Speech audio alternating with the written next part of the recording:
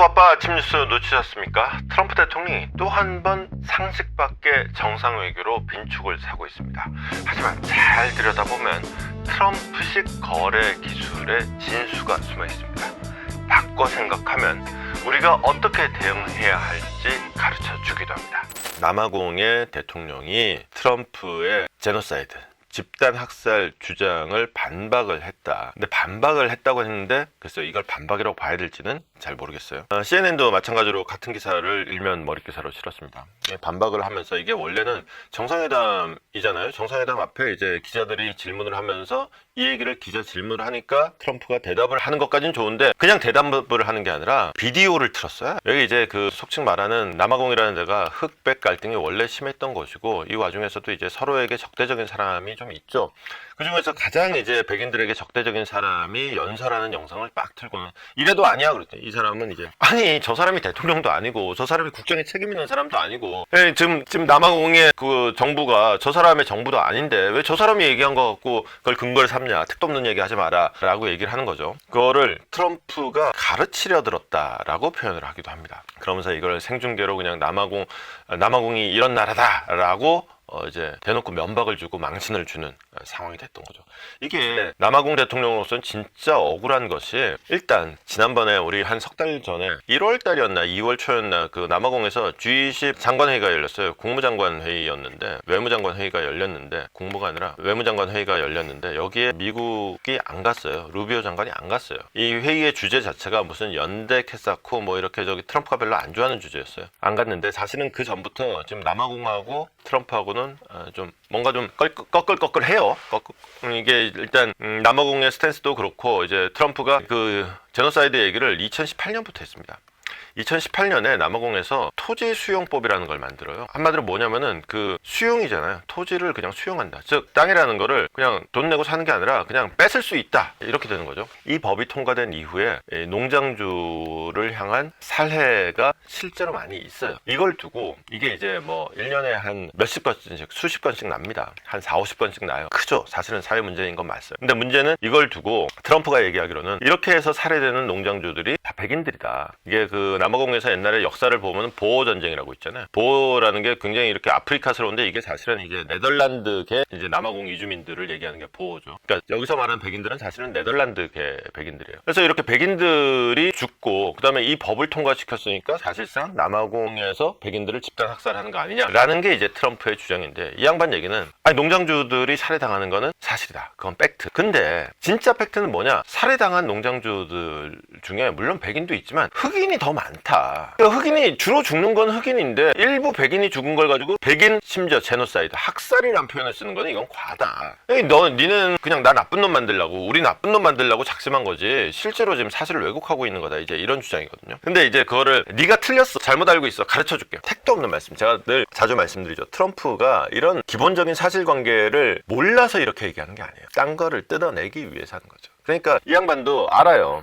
공부하고 왔을 거 아니에요. 트럼프가 진짜 노리는 게 뭐냐. 트럼프가 요즘에 자원에 관심 많잖아요. 특히 그린란드에 눈독 들이는 이유가 뭐예요? 남아공이 원래 이제 다이아몬드로 유명한 데 아니겠습니까? 다이아몬드로 유명한 남아공에 히토류도 있다. 우리 히토류도 있으니까 우리 미국하고 같이 히토류 잘 개발해 봅시다. 요 정도 갖고 가면은 이제 우크라이나에서도 그렇게 히토류 내놔라. 광물 협정 맺고 하니까 우리도 우리 히토류 개발 같이 합시다 하면은 대충 트럼프하고 좀 사이좋게 지낼 수 있지 않을까. 특히나 남아공에서 11월 달인가 올해 말에 G20 정상회의를 열어요. G20 정상회의를 여는데 여기에 트럼프 대통령이 안 가면은 이거 완전히 뭐 꽝이죠. 뭐 그냥 안고 빠진 찐빵 되죠. 그러니까 여기 좀 꼭 좀 와주세요. 이게 이제 우리 히토류도 주고 뭐 다 해줄 테니까 좀 꼭 좀 와주세요 하려 그랬는데 얘기하기도 전에 기자들 앞에서 비디오 틀고 난리를 쳐버린 거예요.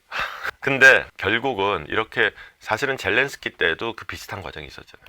결국 트럼프가 원하는 대로 다 됐잖아요. 물론 일부 양보했지만. 근데 협상이라는 게 생각해보면 늘 그렇습니다. 중간 과정이 어떻든 간에 처음에는 상대방이 받아들이기 힘든 제안을 먼저 내요. 서로 간에. 그러면서 이제 상대방이 어디까지 양보할 수 있는지를 재보는 게 이른바 협상이라는 거죠. 트럼프로서는 도저히 상대방이 받을 수 없는 카드를 그때 당시에 우크라이나에 내놨던 카드가 니네 히토를 다 내놔했다고요.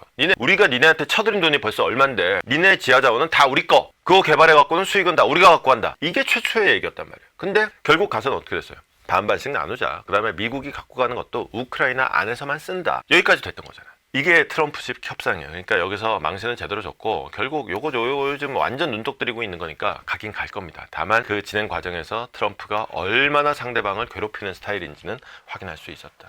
이 양반으로서는 진짜 억울할 거예요. 진짜 이런 꼴 안 당하고 좀 정상적인 관계에서 정상적인 협상을 좀 한번 해보려고 했었는데 어디까지 노력을 했느냐.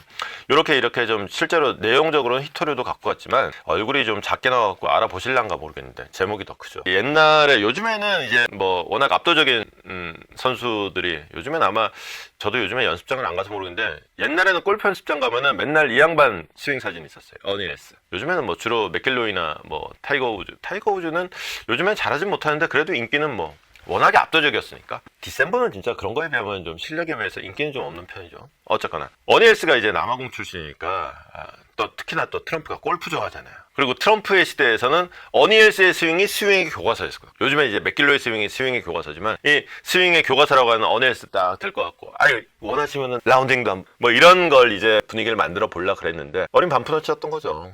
사실 이 양반 저기 정상회담장에도 들어갔었어요. 들어가서 인사 좀 하고 분위기 좀 좋게 하려고 그랬었는데 이제 비디오 틀면서 깽판이 난 경우가 됐습니다. 참. 그리고 이제 남아공 그러면은 또 한 명 생각나죠. 미국 경제계 인싸 일론 머스크가 또 남아공 출신이잖아요. 머스크도 그 자리에 오랜만에 또 백악관에서 모습을 보이는 현장이 됐습니다. 트럼프를 상대할 때 결국은 트럼프가 탐낼 만한 물건이 있어야 된다. 근데 트럼프가 탐낼 만한 물건이 있더라도 트럼프는 그거를 좀 주세요라고 얘기하지 않는다. 뺏어가는 굉장히 우악스러운 방식을 쓴다. 여기에 이제 어떻게 대응해야 될 것이냐. 젤렌스키를 받고 그 다음에 남아공을 봤어요. 우리가 이제 다음 대통령이 아마 이 역할을 떠맡아야 될 텐데 우리는 지금 트럼프가 탐내는 카드가 있습니다. 일단 첫 번째로 구체적으로는 조선업이라는 산업이 있고요. 해군 지원이라는 게 있고요. 선박 수리라는 게 있고요. 조선과 관련된 것들이 하나가 있고 또 하나는 지정학적으로 이제 중국이라는 게 있어요. 이 부분을 어떻게 활용하느냐가 앞으로 트럼프와의 관계에 있어서 굉장히 중요한 우리의 무기인 셈이에요. 여기서 뭐 방위비 분담금을 얼마를 더 내냐 마냐 이런 거는 굉장히 하위 레벨의 얘기예요. 진짜 큰 레벨에서 트럼프가 근본적으로 탐내고 우리가 트럼프하고 얘기했을 때 우리의 카드로 갖고 있을 건 무엇이냐를 얘기했을 때 이거예요. 근데 여기에다 대고 자 트럼프는 탐내는데 우악스럽게 뺏는다. 그 과정에서 망신 주기도 서슴지 않는다 라고 한다면 예컨대 우리는 뭐 중국도 중요하고 미국도 중요하고 하니까 우리가 뭐 중국과의 관계를 네가 이해를 해야 되고 그러면은 이제 여기서 비디오 틀고 막 공개적으로 망신 주고 난리가 나는 거지. 그게 아니라 딱 어디까지 우리가 얘기할 수 있고 네가 얘기하기 전에 우리가 여기서 요 정도까지 그 다음에 더 할지 말지는 우리가 좀 얘기를 해보자. 여기서 더 받고 싶으면 니네가 뭘 좀 더 갖고 오고 이런 얘기가 돼야 되지. 그냥 밑도 끝도 없이 그냥 좀 우리의 특수성을 이해해달라 이런 식으로 나가면 이제 좀 골치 아파지는 거죠. 그러면 이제 바로 길들이기에 들어온 거죠. 망신주기라는 게 딴 게 아닙니다. 길들이기예요. 그러면 이제 사실상 협상에서 더 얻을 수 있었던 것마저도 굉장히 좀 굴욕적인 상황을 겪고 그 다음에 협상에서도 굉장히 이렇게 좀 수세적인 협상을 해야 될 수 있는 거죠. 지금 현재로서 우리가 줄 수 있는 카드를 쥐고 있다. 우리가 사실은 다급한 게 미국 쪽이다라는 걸 생각을 한다 그러면은 하기에 따라서 굉장히 더 좀 마냥 수세적이지 않은 대등한 협상을 할 수도 있는 입장이라는 거를 우리 스스로도 좀 알 필요가 있을 것 같아요. 오늘도 밝혀본다 두시경 너머의 진실 복잡한 세상 단 하나의 눈 기자의 시선이